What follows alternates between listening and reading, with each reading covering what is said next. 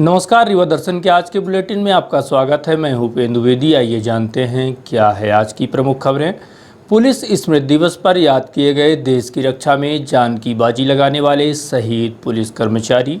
Rewa IG ने भी दी श्रद्धांजलि। रीवा की बेटी ने नीट परीक्षा में रीवा शहडोल समेत जबलपुर संभाग में मारी बाजी, मेरिट की सूची में हासिल किया पहला स्थान। रीवा में आईसीआईसीआई बैंक पे सामने आया बड़ा फर्जीवाड़ा। लोगों के खून पसीने की कमाई को मैनेजर ने फर्जी तरीके से कर लिया हजम। और Madhya Pradesh 3 battalion NCC wing के प्रमुख ग्रुप कमांडर पहुंचे रीवा, व्यवस्थाओं का लिया जायजा। इन खबरों को आगे हम विस्तार से देखते हैं।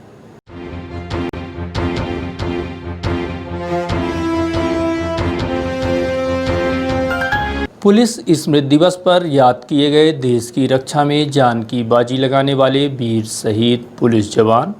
देश के लिए अपने प्राण को न्यौछावर करने वाले पुलिस के वीर जवानों की याद में 9वीं बटालियन विशेष सशस्त्र बल परेड ग्राउंड में भी पुलिस स्मृति दिवस मनाया गया। इस दौरान रीवा रेंज के आईजी उमेश जोगा ने शहीदों को याद करते हुए उन्हें श्रद्धांजलि अर्पित की है। चीन के साथ साथ देश की सीमा की रक्षा करते हुए जो वीर जवान अपने जान की बाजी लगाकर खुद का बलिदान दे दिए, ऐसे वीर जवानों की शहादत को आज पूरा देश सलाम कर रहा है और उन्हीं की याद में 21 अक्टूबर को स्मृति दिवस के रूप में पूरे देश भर में मनाया जाता है। आपको बता दें, 21 अक्टूबर 1959 को जब पुलिस कर्मियों ने अपना बलिदान दिया था, तब तिब्बत के साथ भारत की सीमा की निगरानी व जिम्मेदारी भारतीय पुलिस कर्मियों की थी। इस दौरान पुलिस की एक छोटी टुकड़ी मातृभूमि की रक्षा करते हुए अपने प्राण न्यौछावर कर दी थी और इसी दिन लद्दाख के दुर्गम क्षेत्र में भी भारतीय पुलिस के जवानों की एक टुकड़ी शहीद हुई थी। उन्हीं की याद में हम लगातार उन वीर शहीदों की याद में स्मृति दिवस मनाते चले आ रहे हैं। पुलिस स्मृति दिवस के अवसर पर पुलिस के आला अधिकारियों की मौजूदगी में आईजी उमेश जोगा ने शहीदों को श्रद्धा सुमन अर्पित कर उन्हें याद किया। 9वीं बटालियन रीवा में गार्ड ऑफ ऑनर देते हुए सलामी ली गई और फिर शहीदों को श्रद्धांजलि दी गई। प्रति वर्ष 21 अक्टूबर को और हर वर्ष हम लोग पुलिस कर्मचारी जो देश की सेवा में शहीद हुए हैं, उनकी सूची यहाँ पर पढ़ के उनको श्रद्धांजलि देते हैं। इसमें न केवल पुलिस वाले, सभी गणमान्य नागरिक और रिटायर्ड पुलिस कर्मचारी भी आके इस कार्यक्रम में शामिल होते हैं। ये सूची 1 सितंबर 2019 से लेके और 31 अगस्त 2020 के बीच में जितने भी कर्मचारियों ने देश के लिए अपना जान बलिदान किया है, उनको याद किया जाता है। गरीब की बेटी ने नीट की परीक्षा में हासिल किया मेरिट में स्थान। होनहार बिरबान के होत चीकने पात। इस कहावत को चरितार्थ किया है रीवा शहर के गरीब परिवार में जन्मी एक बेटी ने, जिसने नीट की परीक्षा में रीवा शहडोल एवं जबलपुर तीनों संभागों में पहला स्थान हासिल कर मेरिट की सूची में अपना नाम दर्ज कराया है। नीट की परीक्षा में 720 अंक में 627 अंक लाकर रीवा शहर की रहने वाली संजना मिश्रा ने रीवा के साथ साथ अपने माता पिता व गुरुजनों का नाम रोशन किया है। आपको बता दें कि नीट एग्ज़ाम के लिए तकरीबन 15 लाख छात्रों ने आवेदन किया था, जिसमें लगभग 7.5 लाख से अधिक छात्र पास हुए हैं। उन्हीं में से संजना ने इस परीक्षा में टॉप रैंक में अपना नाम दर्ज किया है। संजना से जब हमारी इस संबंध में बात हुई तो संजना बताती हैं कि वह केंद्रीय विद्यालय क्रमांक 1 की विद्यार्थी हैं और 10वीं में उनके 97% रिजल्ट आए हैं और 12वीं में 93% हैं। नीट का एग्ज़ाम वह अपने माता पिता व बड़े पिताजी के सहयोग व आशीर्वाद से पास की हैं।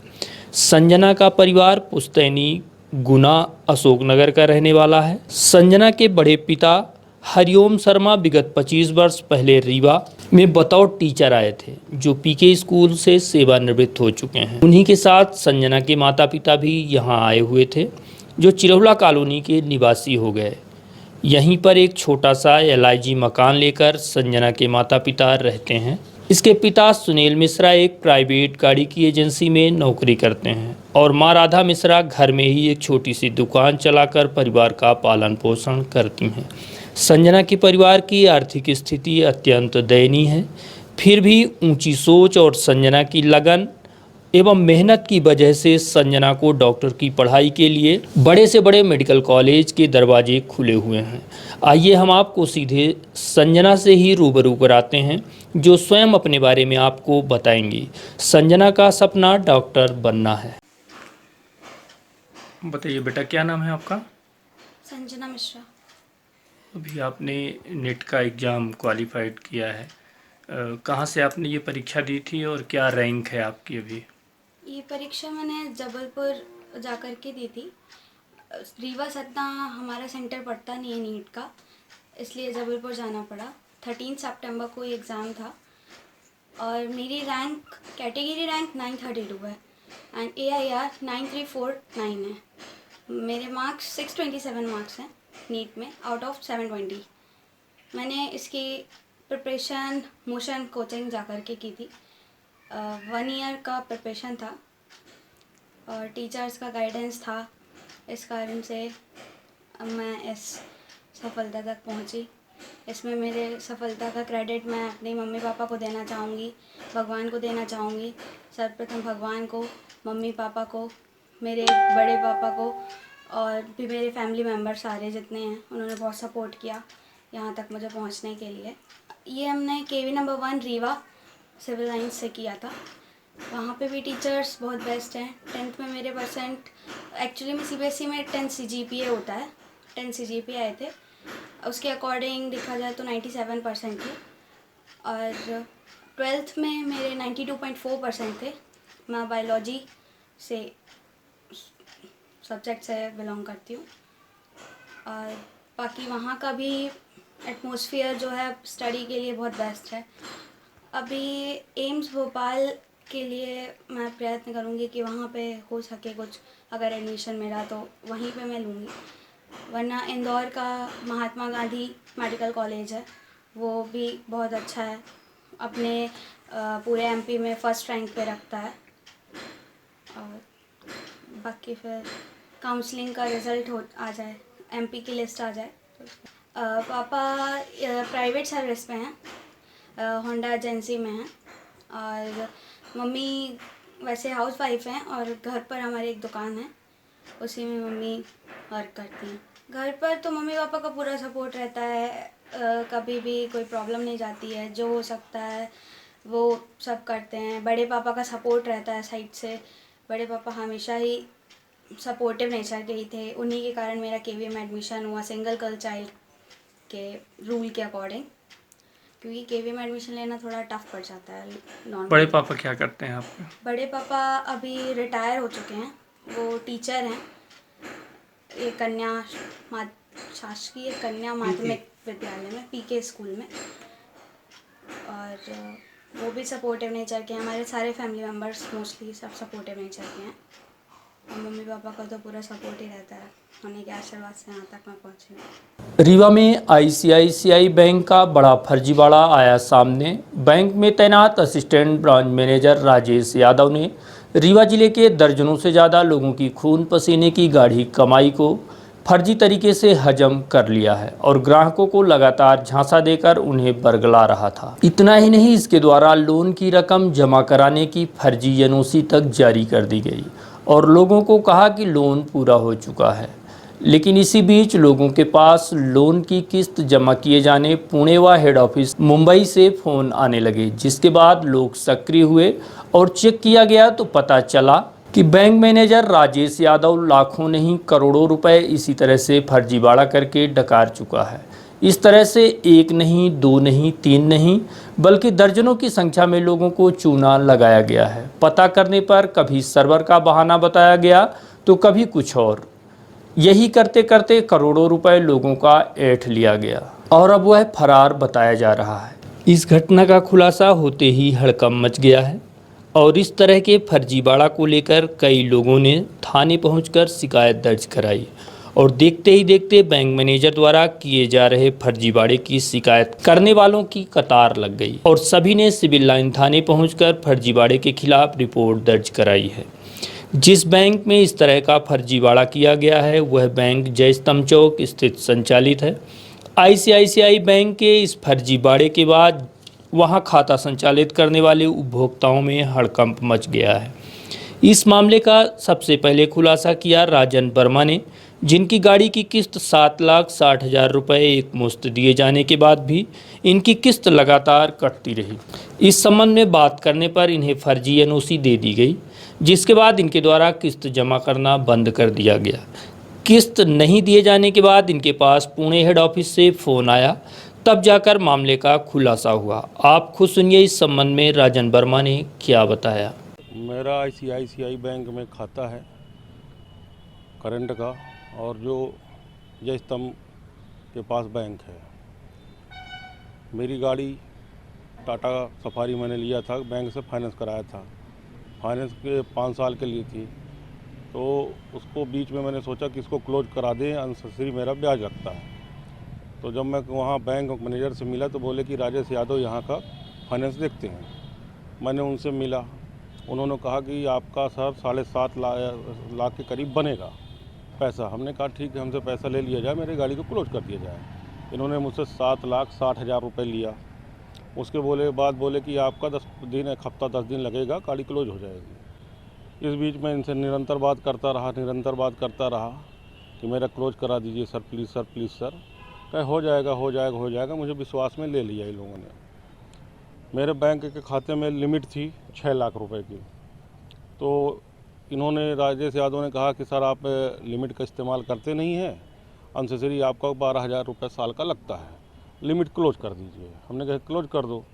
तो इन्होंने लिमिट क्लोज के नाम पे हमारे पास आए, बोले कि आपका 7 लाख के लगभग लिमिट बढ़ गई है, अब आप हमको चेक दे दीजिए। 7,55,000 का मुझसे ये चेक लिए और बोले कि मैं आपका लिमिट क्लोज कर दूंगा। हम फिर उसके बाद कुछ दिन बाद मेरे खाते में पैसा कटा गाड़ी की किस्त का।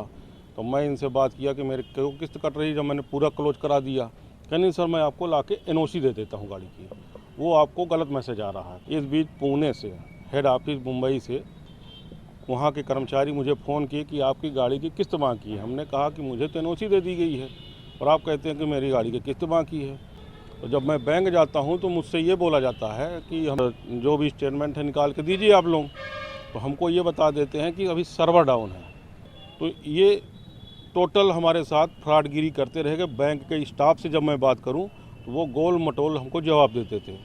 इसी तरह से एक आर्मी के जवान के साथ भी हुआ, जिसने प्रॉपर्टी खरीदने आईसीआईसी बैंक से लोन लिया था और बाद में बकाया 10,68,500 रुपये इनके द्वारा एक मुश्त जमा कर अपना लोन क्लोज करा लिया गया। लेकिन बैंक के नटवरलाल मैनेजर ने इनका भी पूरा पैसा हजम कर लिया और इन्हें भी फर्जी एनओसी दे दी। इस तरह से एक नहीं, दो नहीं, बल्कि दर्जनों मामले हैं जिसमें मैनेजर ने करोड़ों रुपए लोगों के ऐंठे हैं और अब मामले का खुलासा हुआ तो फरार बताया जा रहा है। मैंने लोन लिया था प्रॉपर्टी के लिए, प्लाट लेने के लिए, और मैं रिटायर होकर जुलाई में आया। मैं आर्मी में था और मैं सोचा कि चलो अपना जो भी लोन है उसको चुकता करते हैं। मैं आईसीआई बैंक में गया, वहाँ लोन अकाउंट जो देखते हैं राजेश यादव, उनसे मिला। उन्होंने बताया आप 10,68,500 रुपये जमा करो, आपका लोन क्लोज हो जाएगा। मैंने चेक और वो जो पर्ची है वो भर के दिया, अपना लोन अकाउंट दिखा उसमें, जो मेरे पास है अभी यहाँ पे। और जमा करने के बाद 20 जुलाई को मैंने जमा किया था।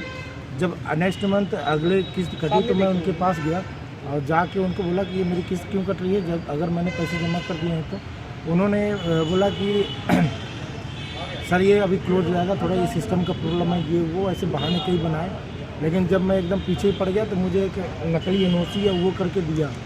और बाद में जब मैंने अपना लोन अकाउंट चेक किया और पता किया कि इसमें मेरा क्लोज ही नहीं हुआ है, लोन अकाउंट क्लोज ही नहीं हुआ, पैसे जिसके पैसा उतना ही कट रहा है। और आज कल जब मुझे पता चला, अभी कल मैं बैंक में आया तब भी वो नहीं थी, और आज तो इनके बारे में पता ही चल गया कि फ्रॉड केस करके गए। और वहाँ पे मेरे अकाउंट से भी पैसे निकल गए और मेरे लोन अकाउंट में भी पैसे नहीं गए। ऐसे कई लोगों का भी हुआ है। मेरा मैं पेंशन हो के आया था, मेरा पूरी समझ लीजिए जमा पूंजी ही उन्होंने खा ली। कुल कितना पैसा रहा होगा आपका जो फ्रॉड हुआ है? मेरा 10,68,500 रुपये जो मैंने डिपॉजिट किए थे लोन क्लोज करने के लिए, वो पूरा का पूरा ही गमन कर दिया। कि मैं सोचा कि ICICI बैंक एक भरोसेमंद बैंक है और ऐसा नहीं करेंगे, इस चक्कर में मैंने ज़्यादा छानबीन नहीं किया। लेकिन अब मुझे पता चला कि इतना घटिया एडमिनिस्ट्रेशन और इतना फ्रॉड बंदे उसमें काम करते हैं, और जो मेरी जमा पूंजी थी रिटायरमेंट की वो सब खा गए। अब मेरे पास ऐसा कुछ नहीं है कि मैं आगे क्या करूँ, मैं इसीलिए परेशान हूँ। अब यहाँ पे आया हूँ, मैं SP साहब से मिला हूँ, उन्होंने आश्वासन दिया है कि मिले और वो FIR दर्ज करें। कौन कौन लोग शामिल हैं? अभी शामिल के बारे में मुझे नहीं पता, मैं क्योंकि वो उसमें लोन अकाउंट का वही देखते थे, वो बैंक मैनेजर की कुर्सी में बैठे थे। बैंक मैनेजर मेन है, तो मेन मैं यही सोचता कि बैंक मैनेजर है और पूरा काम कर रहा है, और मुझे क्या पता ये डुप्लीकेट NOC भी उन्होंने दिया। ठीक। ये इस संबंध में जब रीवा SP राकेश कुमार सिंह से बात की गई तो उन्होंने बताया कि बैंक मैनेजर द्वारा बैंक उपभोक्ताओं के साथ बड़ी धोखाधड़ी की गई है। इस बात की गंभीर शिकायत प्राप्त हुई है, जिसकी जांच कर कार्यवाही की जा रही है। हुआ है कि ICICI बैंक के असिस्टेंट मैनेजर के खिलाफ एक गंभीर शिकायत आई। एक उपभोक्ता जो कि जिसका खाता भी था उस बैंक में, उसका लोन भी था और लोन का उसने पूरी राशि जमा की और दिया, और उसने जो जिस असिस्टेंट मैनेजर को दिया वो उसके अकाउंट में या उसके लोन को कटाने के बजाय वो अपने पास पर्सनल रख लिया, और उसके पैसे जब कटने तरह तरह के मैसेज आने शुरू हुए, तरह तरह की खबरें आनी शुरू हुई कि ऐसा हो रहा है वैसा हो रहा है, तो उसने वो तत्काल जो है पुलिस से संपर्क किया, और संपर्क करने के बाद उसके आवेदन पर विचार किया गया, गहन जांच की गई। जांच में हमारे एडिशनल SP साहब भी इन्वॉल्व हुए और SDOP थाना प्रभारी मैया भी इन्वॉल्व हुए, और जांच पे पाया गया कि उसके साथ वास्तव में धोखाधड़ी हुई है, क्योंकि घटना स्थल थाना सिविल लाइन्स का था, तब थाना सिविल लाइन्स में उसके खिलाफ मामला कायम कराया गया। कितने लाख का घोटाला हो, कितना कर रहा है? करीब 9 लाख का बता रहे हैं कि मामला है। पीड़ितों की संख्या भी सामने आई, कितने लोग थे? अब जो लोग नए लोग आ रहे हैं उनके प्रकरण में अलग से कार्रवाई की जाएगी। Madhya Pradesh 3 battalion NCC wing प्रमुख ग्रुप कमांडर बुधवार को एक दिवसीय प्रवास पर रीवा पहुंचे और NCC बटालियन कार्यालय रीवा का निरीक्षण किया। इस दौरान कैडेट्स द्वारा गार्ड ऑफ ऑनर दिया गया, जिसके बाद NCC अधिकारियों से परिचय प्राप्त कर व्यवस्थाओं का भी जायजा लिया गया है। बुधवार को Madhya Pradesh 3 battalion NCC wing के प्रमुख ग्रुप कमांडर SS बख्शी का पहली बार रीवा आगमन हुआ। सबसे पहले श्री बख्शी ने रीवा पहुंचकर NCC बटालियन का निरीक्षण किया। तत्पश्चात अधिकारियों समेत कैडेट से चर्चा की। इस दौरान वार्षिक उपलब्धियों की जानकारी भी उनसे साझा की गई। साथ ही आने वाली विभिन्न समस्याओं के संबंध भी उन्हें जानकारी दी गई। वहीं पत्रकारों से चर्चा करते हुए NCC wing commander SS Bakshi ने खुशी जाहिर करते हुए बताया कि रीवा संभाग एक बड़ा और पुराना बटालियन है। यहाँ की व्यवस्थाओं पर उन्होंने खुशी जाहिर की और कहा कि NCC को बढ़ावा दें और सहयोग करें, क्योंकि यही बच्चे देश का भविष्य हैं। कि यूनिट्स का इंस्पेक्शन करने आया हूँ, मेरा पहला विज़िट है ये, और मुझे बहुत खुशी है कि रीवा जो कि एक बहुत बड़ा डिस्ट्रिक्ट, बहुत बड़ा एरिया है हमारा, और ये जो 3 MP बटालियन में मैं आया हुआ हूँ, इसके अंडर 4 डिस्ट्रिक्ट सिद्धि, संगरौली, सतना, रीवा, इसमें 4110 कैडेट्स 53 स्कूल्स और कॉलेजेस कवर करते हुए ये NCC बटालियन अपना काम बहुत खूबी से कर रही है। और आप लोग को ये जान के भी खुशी होगी कि ये वाली जो बटालियन है ये मध्य प्रदेश की और हो सकता है पूरे हिंदुस्तान की सबसे पुरानी रेज्ड NCC बटालियन है। 1949 की ये रेज बटालियन है। मेरे हिसाब से यह शायद पूरी कंट्री की ओल्डेस्ट बटालियन होगी, सबसे पुरानी बटालियन होगी। और यहाँ के मैं जो कैडेट्स का उत्साह देखा है मैंने ट्रेनिंग एक्टिविटी में, एनरोलमेंट में और कैंप्स में, उससे बहुत खुश हूँ और आशा करता हूँ कि बाकी और जो कॉलेजेस हैं जिनमें NCC नहीं है वो भी अपना प्रस्ताव लाएं, और कम से कम हम उनको वेटिंग लिस्ट में डाल देंगे, या फिर वो अगर सेल्फ फाइनेंसिंग स्कीम से NCC शुरू कराना चाहते हैं उसको हम किसी भी समय इस चीज़ को शुरू करा सकते हैं। और मैं आप सबसे ये निवेदन करूंगा कि NCC को बढ़ावा दें, इसको सपोर्ट करें, और ख़ासकर जो सिविल एडमिनिस्ट्रेशन है यहाँ की, रीवा की और मध्य प्रदेश की स्टेट गवर्नमेंट, उनसे दरख्वास्त है कि एनसीसी को पूरा सपोर्ट दें, जिस भी तरह से कर सकते हैं, चाहे वो यहाँ का स्टाफ की पोस्टिंग है या यहाँ के फंड्स हैं या यहाँ की जो पीडब्ल्यूडी की सपोर्ट है, अपना सहयोग देंगे तो हम ये ट्रेनिंग जो एनसीसी कैडेट्स की, जो कि फ्यूचर है हमारा देश का, ये बच्चे जो हैं ये फ्यूचर हैं, अगले 10 साल में इन्होंने ही लीडर बनना है आगे जाके, इनका बेस अच्छा बनेगा, इनकी परवरिश अच्छी होगी और ये दूसरों को भी प्रोत्साहित करेंगे कि एनसीसी में आकर अपना योगदान करें। एनसीसी विंग का ये योगदान है कि ये तो बीमारी पूरे देश में है और इससे हम सभी लोग जूझ रहे हैं अभी, और कोई इसका भी फ़िलहाल अंत बहुत जल्द शीघ्र अंत तो नहीं नज़र आता है, लेकिन जहाँ तक एनसीसी का सवाल है, रीवा में भी और बाकी मेरे जो बाकी ग्रुप हैं यहाँ पर सागर में, छतरपुर में, कटनी में, इन सब में हमने कम से कम 3 या 4 बार अलग अलग अभियान किए हैं। कोरोना से बचाव करना, कोरोना के ऊपर अवेयरनेस कैसी होनी चाहिए और कैसी सोसाइटी में हमें सोशल डिस्टेंसिंग, मास्क का प्रयोग और अपने आप को बचाव रखना है, यही एक तरीका है कोरोना का। और इसके अलावा कोरोना का कोई इलाज नहीं है। और मैं ये सबको दोबारा एक संदेश भेजना चाहूँगा एनसीसी के थ्रू कि हम लोग एज अ कम्युनिटी पूरी सोसाइटी में पूरे जितने सेफ्टी प्रिकॉशन ले सकते हैं अगले 5 से 6 महीने तक ये लें, तो तभी हम कोरोना से अच्छा हम सामना कर सकते हैं। जय हिंद। हॉकर्स कॉर्नर बना नशेड़ियों का अड्डा। शहर में तेजी से विस्तार के बाद जगह जगह हॉकर्स कॉर्नर का निर्माण कराया गया है, जिसमें कला मंदिर का भी हॉकर्स कॉर्नर शामिल है। लेकिन यहाँ दुकानदारों ने दुकान खोलने कोई रुचि नहीं दिखाई, जिसके बाद यह हॉकर्स कॉर्नर दूध मंडी में तब्दील हो गया। लेकिन इन दिनों यह हॉकर्स कॉर्नर पूरी तरह से नशेड़ियों की गिरफ्त में आ चुका है और यहाँ आए दिन अराजक तत्वों का जमावड़ा देखा जा रहा है, जो कि दूध विक्रेताओं के लिए भी बड़ी मुसीबत बन चुका है। कला मंदिर के सामने बने हॉकर्स कॉर्नर को 10 मार्च 2007 को दूध मंडी घोषित कर दिया गया, जहां पर शहर के आसपास के ग्रामीण इलाकों से दूध लेकर शहर में आने वाले दूध वाले फुर्सत के क्षणों में थोड़ा आराम कर सकें और दूध की ज़रूरत हो तो यहां से ले भी सकें। इसके पहले दूध वाले स्वागत भवन चौराहे के आसपास सड़क पर डेरा जमाए रहते थे, जिससे आवागमन भी प्रभावित होता था।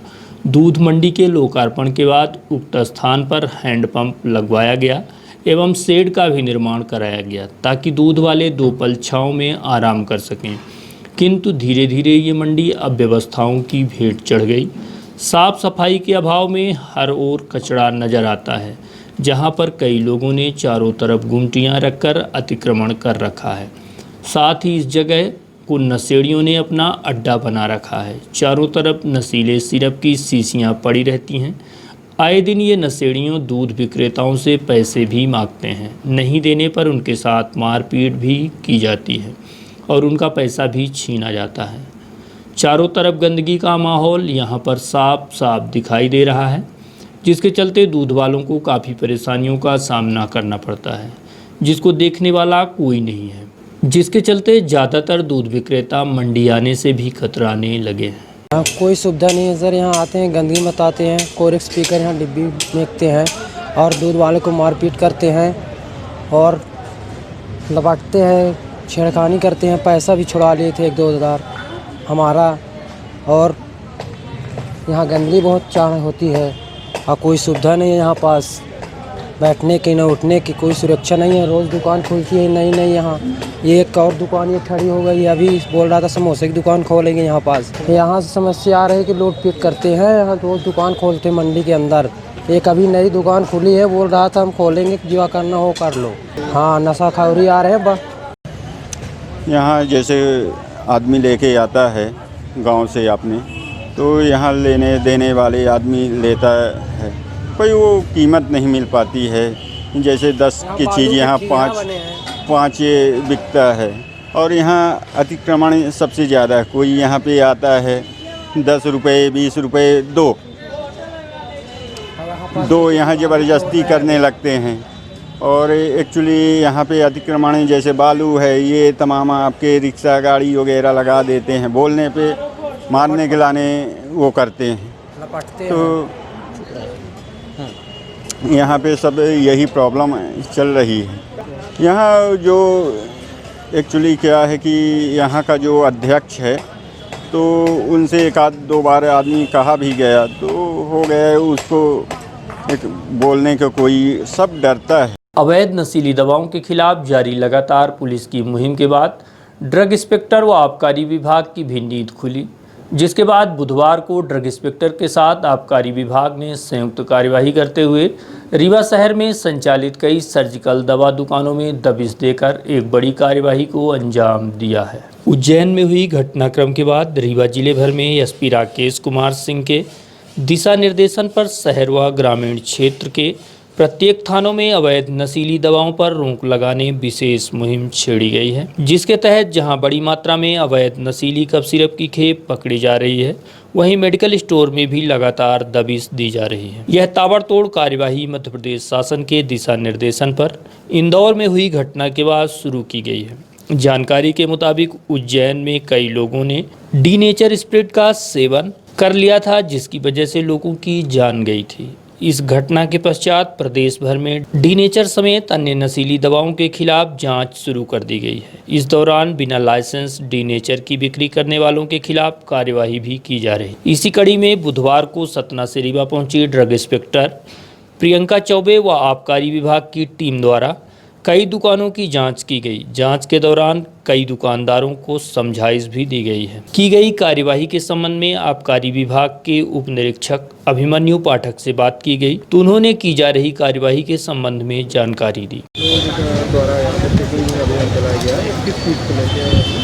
ये अभी उज्जैन में एक दुर्भाग्यपूर्ण घटना हो गई थी। वहाँ पर कुछ लोग जो है डी नेचर स्प्रिट पी के उनका दुर्भाग्यपूर्ण ढंग से डेथ हो गई थी। तो उसके बाद कलेक्टर महोदय ने एक टीम बनाई थी जिसमें आबकारी के और राजस्व के और ड्रग के लोग सम्मिलित हुए थे। तो हम लोग ये चेक कर रहे हैं कि यहाँ पर ये लोग कहीं पर डी नेचर स्प्रिट तो नहीं बेच रहे हैं। तो सर अभी कितनी दुकानों में अभी तक हम लोग 3-4 दुकान देख चुके हैं और इन लोगों को भी थोड़ा जानकारी नहीं है इस बारे में। डी नेचर स्प्रिट के लिए एक DS4 लाइसेंस जारी होता है आबकारी विभाग से, कलेक्टर महोदय जारी करते हैं। तो उसके बारे में इनको समझाइश भी दी जा रही है कि अगर आप लोग ऐसा काम करते हैं तो उस लाइसेंस को ले लीजिए। नॉमिनल उसका फीस है 200 रुपये। और उसके बाद अपना उद्देश्य ये है कि वो जो स्प्रिट निकल रही है वो ट्रैक हो, जो है कहीं पर जा रही हो तो कोई पी के मर नहीं जा रहा हो। तो हम हैं साथ में, ये ड्रग इंस्पेक्टर मैडम है, हमारे ADO साहब हैं और अपनी टीम है सारी। और आप लोगों से भी थोड़ा सा ये है कि मीडिया बंधुओं से कि इस बारे में जागरूकता फैलाइए कि अगर कहीं पर भी डी नेचर स्प्रिट दिख रही है तो हम लोगों को बताइए कि आपके साथी लोग हों, मेडिकल वाले हों, तो इनको जो है ज़रूर वो करिए कि आप एक RS या DS का जो है लाइसेंस ले लीजिए। आबकारी विभाग से जो मिलेगा कलेक्टर महोदय देते हैं। वहीं की जा रही कार्यवाही के संबंध में प्रभारी ड्रग इंस्पेक्टर प्रियंका चौबे से भी बात की गई तो उन्होंने बताया कि डी नेचर स्प्रिट का लोग नशे के लिए उपयोग कर रहे हैं, जो अत्यंत खतरनाक है और इसकी बिक्री का लाइसेंस होना अनिवार्य है, जो जिला कलेक्टर द्वारा जारी किया जाता है। देखिए, ऐसा है कि पुलिस विभाग द्वारा जो कार्रवाइयाँ अभी तक की गई हैं, जिसमें कोडीन या बाकी नशे की गोलियां वगैरह मिली हैं, वो सारी की सारी मैक्सिमम जगह विदाउट लाइसेंस की होती है, जहां पर पुलिस विभाग द्वारा ही कार्रवाई किया जाना उचित होगा, क्योंकि उसमें वो लोग NDPS लगा पाते हैं, जिसमें तुरंत गिरफ्तारी और अगले मतलब हाई कोर्ट से नीचे जमानत नहीं हो पाता है। जो कार्रवाई हमारे द्वारा नहीं हो सकती, क्योंकि हम लगाएंगे तो हमारे जो लॉज हैं थोड़े से कमज़ोर पड़ जाते हैं उसमें, तो NDPS उचित रहता है। और दूसरी बात ये कि मेडिकल स्टोर्स की जांच जितना प्रभार होने के कारण, हाँ ये सही है कि थोड़ा कम हो पाता है, लेकिन अपने लेवल पे जितना मतलब कोशिश की जाती है कि सुचारू रूप से चल रहा है काम। बाकी भोपाल में मेरे द्वारा भी कई बार ये बोला गया है कि रीवा में अलग से एक ड्रग इंस्पेक्टर अपॉइंट किया जाए। अब देखिए आगे। ऑपरेशन मुस्कान के तहत गुम मोबाइलों को साइबर सेल के माध्यम से तलाश कर उन लोगों को सौंप दिए गए हैं जिनके मोबाइल गुम हो चुके थे। मोबाइल गुम होने की बड़ी संख्या में शिकायतें विभिन्न थानों में दर्ज कराई जाती हैं। ऐसा माना जाता है कि मोबाइल गुम होने से जहां पर्सनल कई जानकारियां लीक होने का खतरा बना रहता है, वहीं पर्सनल आईडी के अलावा अन्य खातों एवं personal mail ID, Facebook, email आदि से भी छेड़छाड़ का खतरा बना रहता है। इस तरह की बड़ी संख्या में शिकायतों को मद्देनज़र रखते हुए साइबर सेल की मदद से गुम हुए तकरीबन 42 नग मोबाइल विभिन्न कंपनियों के दस्तयाब कर लिए गए हैं, जिन्हें उन लोगों को सौंप दिया गया है जिनके मोबाइल गुम हुए थे। जो है मोबाइल एक ऐसी एसेंशियल चीज़ है जो गुम जाने से आदमी करीब करीब असहाय का हिस्सा हो जाता है, क्योंकि ढेर सारे मोबाइल नंबर होने के कारण मोबाइल नंबरों को याद करने की प्रथा परंपरा नहीं रह गई। एक ज़माना था लोग नंबर याद करते थे, इसके अलावा ढेर सारे पर्सनल डाटा लोग रखने लगे हैं। ऐसे मोबाइल गायब हो जाना, चोरी हो जाना, ये सब बड़ा गंभीर विषय रहता है। लेकिन नो डाउट हमारी साइबर सेल के चाहे वीरेंद्र सिंह हो, वीरेंद्र हो, चाहे गौरव हो, लोग बहुत अच्छा कार्य कर रहे हैं। इन लोगों ने अपनी पूरी टीम के साथ मिलकर जिसमें मनेंद्र शर्मा, कृष्णकांत, सुभाष चंद्र नरेंद्र वगैरह सभी ने मिलकर ऑपरेशन मुस्कान के तहत दूसरी बार उन्होंने इतना बड़ी संख्या में वितरित कराया था। पिछले महीने उन्होंने काफ़ी संख्या में वितरित कराया था। उसके बाद अभी 42 मोबाइल ट्रेस किया था। और मैं सभी से उपयोग करूँगा कि मोबाइल कैसे भी जाता हो तत्काल खबर करें, हमारी साइबर सेल उसको ढूंढ के देगी और तलाश के देगी। और इसमें जो है सहज ही जो ये पकड़ेंगे तत्काल बिना किसी कानूनी औपचारिकताओं से उनको मोबाइल दे दिया जाएगा। और लगभग 6 लाख का मोबाइल आज हमने रिकवर करके उसमें से तमाम मोबाइल उनको ओनर्स को वितरित कर दिया। जो बचे मोबाइल हैं उनको उनके ओनर तक पहुँचा। टोटल 42 मोबाइल हमने जब हमारी टीम ने ट्रेस करके रिकवर किया है, और जिसमें से लगभग 30 मोबाइल उनके ओनर को पहुँचा। बेसिकली जो है साइबर सेल जो है उन मोबाइलों को ट्रेस करता है जिनके घूमने की रिपोर्ट होती है। कई लोग जो है आते हैं और घूमने की रिपोर्ट करते हैं और हमने उस घूमने का आधार पर बरामद करते हैं। जो चोरी की रिपोर्ट करते हैं वो थाने के जरिए, कोर्ट के जरिए मिलते हैं। लेकिन यहाँ पे जो घूमने की रिपोर्ट होती है उनको साइबर सेल ढूंढ कर देती है। उनको जो थाने वाले हैं वो ट्रेस करके थाने को बता देती है कि आपका मोबाइल नंबर पर पर्टिकुलर व्यक्ति, इस नंबर का व्यक्ति जिसका पता ये है वो यूज कर रहा है। तो लोग पकड़ के उन चोरी के मामलों में, लूट के मामलों में दे देते हैं, और इस तरह से तमाम चोरी और लूट के मामले भी डिटेक्ट हो रहे हैं। अशासकीय साला समन्वयक महासंघ रीवा जिला के तत्वावधान में जिलाध्यक्ष रामकुशल यादव द्वारा बुधवार को स्थानीय कॉफी हाउस में एक पत्रकार वार्ता आयोजित की गई, जिसके माध्यम से प्राइवेट विद्यालयों की विभिन्न समस्याओं के निराकरण की मांग रखी गई है। पत्रकार वार्ता के माध्यम से प्राइवेट स्कूलों में अनिवार्य एवं निःशुल्क शिक्षा RTI के अंतर्गत छात्र छात्राओं की रोकी गई राशि का भुगतान कराए जाने की मांग की गई है। साथ ही वर्तमान सत्र का प्रवेश प्रारंभ किए जाने की भी मांग रखी गई है।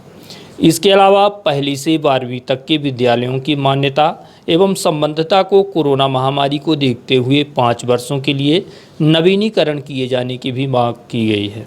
इसी तरह के 5 बिंदुओं को श्री यादव ने पत्रकारों के समक्ष रखा। आइए हम आपको सुनाते हैं कि इनकी क्या मांगें हैं।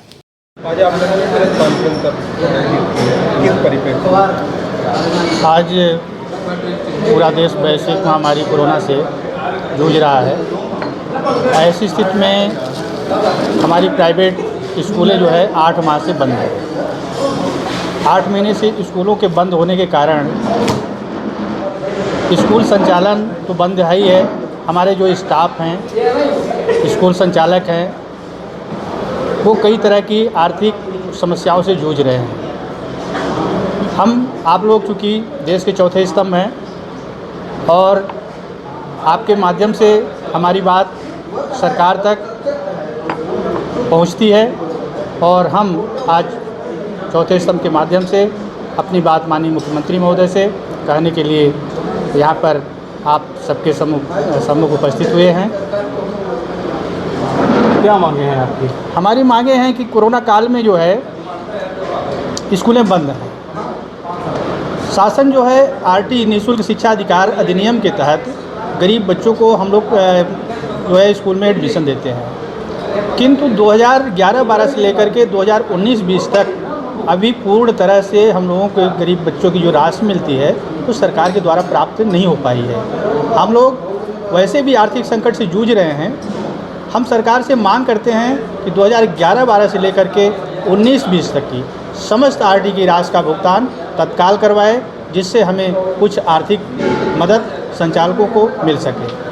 दूसरी मांग हम लोगों की है कि प्राइवेट स्कूलों की कक्षा 1 से 12वीं तक की मान्यता का काम चल रहा है। जब स्कूल खुली ही नहीं है, स्टाफ को आने की अनुमति ही नहीं है, बच्चे आ ही नहीं रहे हैं, क्योंकि उसमें बच्चों की फ़ोटो लगती है, क्लासरूम की फ़ोटो लगती है, प्रेयर के सामने फ़ोटो लगती है, स्टाफ की पूरे स्कूल के सामने फ़ोटो लगती है।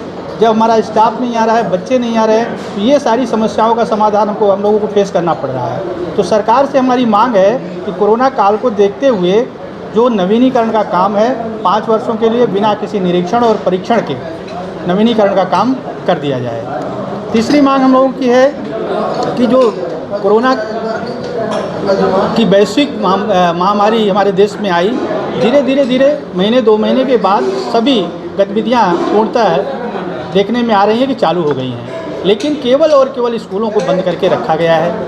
तो हमारी मांग है शासन से कि जो गाइडलाइन कोरोना की हो, उस गाइडलाइन के तहत स्कूल खोलने का आदेश हम लोगों को दिया जाए। अगली मांग हम लोगों की है, कोरोना की वजह से प्राइवेट स्कूल संचालकों को आर्थिक एवं मानसिक तनाव की स्थिति से गुजरना पड़ रहा है। अतः स्कूलों से लिए जाने वाली विभिन्न राशि जैसे कि प्रॉपर्टी टैक्स है, बिजली बिल है, पानी बिल है, इसको माफ़ किया जाए और जो संचालक लोन लेकर के भवन बनाए हैं या किराए से हैं, तो बैंक उनसे लोन की राशि वसूल रही है, उनको 1 वर्ष के लिए राहत प्रदान की जाए और जो उसकी ब्याज है, चक्रवृद्धि ब्याज है, उसको ना लिया जाए, ब्याज की राशि माफ़ की जाए। अगली मांग हम लोगों की है, कोरोना काल में 8 माह से स्कूल बंद है। ऐसी स्थिति में स्कूल संचालकों के साथ ही विद्यालय में कार्यरत शिक्षक एवं जो भी स्टाफ है वो आर्थिक एवं मानसिक दोनों की तनाव की स्थिति से गुजर रहा है। तो शासन से हमारी मांग है कि शैक्षणिक स्टाफ को एवं संचालकों को जिस तरह से सभी लोगों को कुछ न कुछ राहत राशि प्रदान की गई है, उसी तरह से प्राइवेट विद्यालय के शिक्षकों को एवं संचालकों को भी कुछ न कुछ आर्थिक मदद प्रदान करें, जिससे हम लोग भी अपना भरण पोषण कर सकें। यही मांग को लेकर के माननीय मुख्यमंत्री जी को हम लोग कल ज्ञापन भी देंगे और आप लोगों के माध्यम से चाहते हैं कि हमारी बात आप माननीय मुख्यमंत्री जी तक पहुंचाएं। रीवा जिले की ग्राम पंचायतों में व्याप्त भ्रष्टाचार व अनियमितताओं को लेकर सामाजिक कार्यकर्ता एडवोकेट बीके माला ने उच्च स्तरीय जांच की मांग को लेकर संभागायुक्त को ज्ञापन पत्र सौंपा गया है। सौंपे गए ज्ञापन पत्र में मांग की गई है कि रीवा जिले की ग्राम पंचायतों का भौतिक सत्यापन तकनीकी अधिकारी एवं वरिष्ठ ऑडिटर से कराया जाए। इस मांग को गंभीरता से लेते हुए रीवा आयुक्त राजेश जैन ने इसी पत्र को मुख्य कार्यपालन अधिकारी जिला पंचायत रीवा को प्रेषित कर कार्यवाही किए जाने निर्देश जारी किया है। इस संबंध में सामाजिक कार्यकर्ता बीके माला ने जानकारी देते हुए रीवा दर्शन को बताया है। हमने माननीय आयुक्त महोदय रीवा संभाग रीवा को एक ज्ञापन पत्र दिया था। उस ज्ञापन पत्र के माध्यम से मैंने निवेदन किया था कि समूचे रीवा जिले में अधिकतर ग्राम पंचायतों में व्यापक स्तर पर नियम विरुद्ध, गुणवत्ता विहीन और मानक के विपरीत कार्य किए जा रहे हैं, जिसकी जांच के लिए मैंने निवेदन किया था। माननीय आयुक्त महोदय ने हमारे विषय को गंभीरता से लेते हुए इस प्रकरण में जिला पंचायत के सीईओ मुख्य कार्यपालन अधिकारी महोदय को पत्र प्रेषित किया है और पत्र के माध्यम से उस पत्र में उन्होंने उल्लेख किया है कि इसकी उच्च स्तरीय जाँच कराई जाए। और हमने उस पत्र में यह भी उल्लेख किया है कि रीवा जिले के वरिष्ठ तकनीकी अधिकारियों को आकेक्षण अधिकारी, संपरीक्षा निधि विभाग के जो वरिष्ठ ऑडिटर हैं, ताकि जिन ग्राम पंचायतों में जो मध्य प्रदेश सरकार व भारत सरकार की योजनाएं आ रही हैं या आई हैं, उनका वास्तव में क्रियान्वयन सही तरीके से हुआ है कि नहीं हुआ है। तो ग्राम पंचायतों में यदि सही तरीके से क्रियान्वयन नहीं हो रहा है तो उसका भौतिक सत्यापन कराया जाए, स्थल निरीक्षण कराया जाए और ऐसे ग्राम पंचायत में यदि ऐसे नियम विरुद्ध काम कर रहे हैं, नियम विरुद्ध कार्य हो रहे हैं, तो उनकी जांच कराई जाए और ऐसे ग्राम पंचायत में दोषी व्यक्तियों के विरुद्ध धारा 40 धारा 92 की कार्रवाई प्रस्तावित की जानी चाहिए। इस संदर्भ में हमने उन्हें ज्ञापन पत्र दिया है और ज्ञापन पत्र के आधार पर उन्होंने जिला पंचायत सीईओ को पत्र प्रेषित किया है।